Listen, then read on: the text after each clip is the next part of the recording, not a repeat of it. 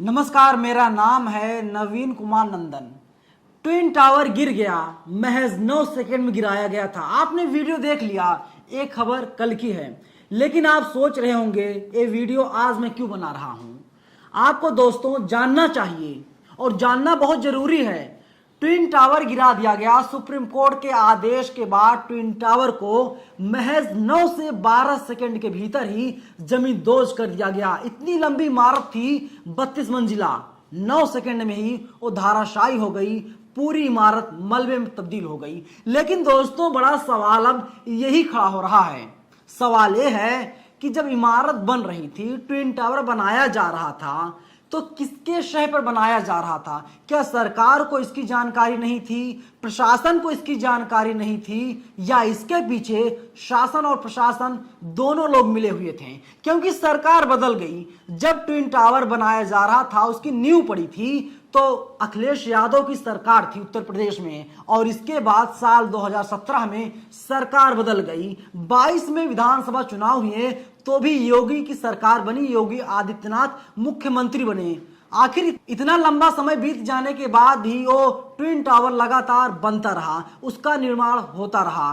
पहले कहा गया कि 9 मंजिला तक इजाजत है, 9 मंजिला तक ट्विन टावर को बनाया जा सकता है। फिर कहा गया नहीं, 11 मंजिला तक बनाया जा सकता है। इसके बाद तैयार हो गया 32 मंजिला तक। जो स्थानीय लोग थे वे लोग पहले इलाहाबाद हाईकोर्ट पहुंचे, और इसके बाद वो मामला आ गया दिल्ली के सुप्रीम कोर्ट, यानी देश के सबसे बड़ी अदालत में। और सबसे बड़ी अदालत ने फैसला दे दिया, ट्विन टावर को गिराया जाएगा। लेकिन दोस्तों, अब आप लोग खुद बताइए, जब ट्विन टावर बनाया जा रहा था, क्या समाजवादी पार्टी की सरकार ने पैसा नहीं खाया होगा या पैसा नहीं लिया होगा?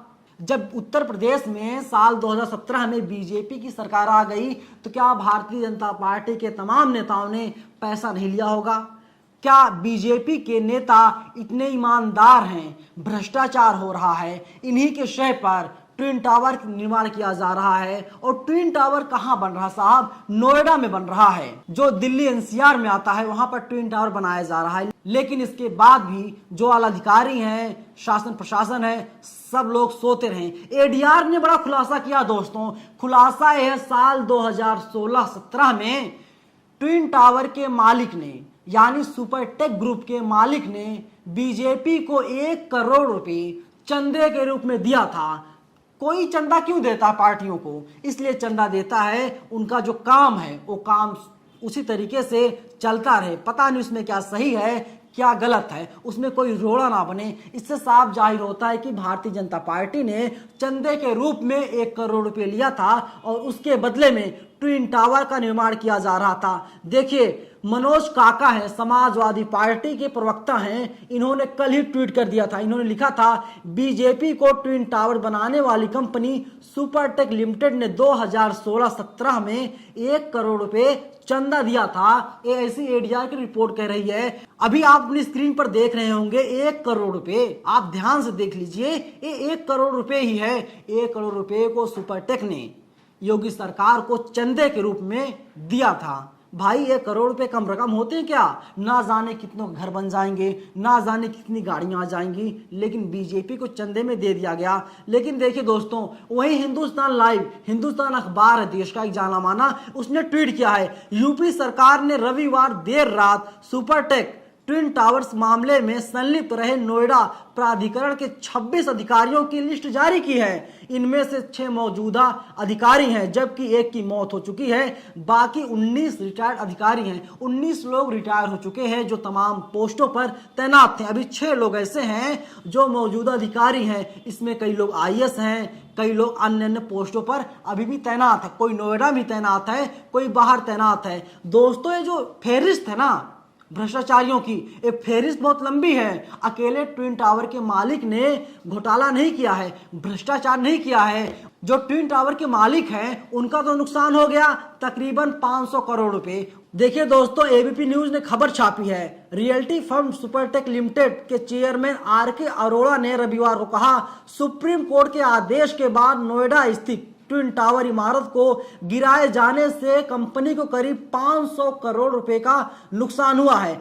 जो चेयरमैन है अरोड़ा, उन्होंने कहा कि इस इमारत को ढाए जाने से उसके निर्माण पर आई लागत और कर्ज पर दे ब्याज के रूप में कंपनी को करीब 500 करोड़ रुपए नुकसान का अनुमान है। सुप्रीम कोर्ट ने स्थापित मानकों का उल्लंघन कर 100 मीटर ऊंची आवासीय इमारत के निर्माण को गैर कानूनी बताते हुए इसे विस्फोटक का इस्तेमाल कर गिराए जाने का आदेश दिया था। ये साफ आरोप सुप्रीम कोर्ट पे लगा रहे हैं। इनका कहना है कि जो मानक थे उन मानकों का हम पालन कर रहे थे, लेकिन सुप्रीम कोर्ट ने उन मानकों को नजरअंदाज करते हुए आदेश दिया कि इस 32 मंजिला बिल्डिंग को गिरा दिया जाए, यानी ट्विन टावर को गिरा दिया जाए। आगे वे कहते हैं उसी आदेश का पालन करते हुए दोपहर 2:30 बजे इस इमारत के दोनों टावर में विस्फोटक लगाया गया और इसके बाद ट्विन टावर को गिरा दिया गया। साथ ही सुपरटेक के जो चेयरमैन हैं वे कहते हैं 500 करोड़ का नुकसान हुआ। इसके साथ ही इसमें इमारत के निर्माण और जमीन की खरीद पर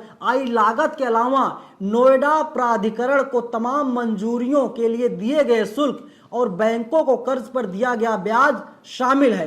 इसके अलावा हमें इन टावर में फ्लैट खरीदने वाले ग्राहकों को भी 12% की दर से ब्याज देना पड़ा है। दोस्तों, आपको जानना चाहिए ट्विन टावर को गिराने में तकरीबन 18 करोड़ रुपए खर्च हुए हैं और ट्विन टावर के मालिक से ही 18 करोड़ रुपए की वसूली की गई है। आज मलबा हटाया जा रहा है, लेकिन दोस्तों सवाल फिर आकर के वहीं पर रुकता है। सवाल यही उठता है, जब इतने अधिकारी भ्रष्टाचार में संलिप्त थे, इतने अधिकारी भ्रष्टाचार में लिप्त थे, इन पर अब तक कार्रवाई क्यों नहीं की गई है? यूपी सरकार ने लिस्ट तो जारी कर दिया साहब। लिस्ट हम आपको दिखा रहे हैं, देखिए अपनी स्क्रीन पर। तमाम अधिकारी हैं जो अलग अलग विभागों में अलग अलग पोस्टों पर कार्यरत थे। इनके खिलाफ क्या कार्रवाई की गई? 6 अधिकारी ऐसे हैं जो अभी मौजूदा समय में कार्यरत हैं। इनके ऊपर कौन सी कार्रवाई की गई? क्या योगी आदित्यनाथ उत्तर प्रदेश के जो मुख्यमंत्री हैं वे बता पाएंगे? नहीं बता पाएंगे, क्योंकि इन लोगों ने साल 2016 और 17 में 1 करोड़ रुपए का चंदा ले लिया था।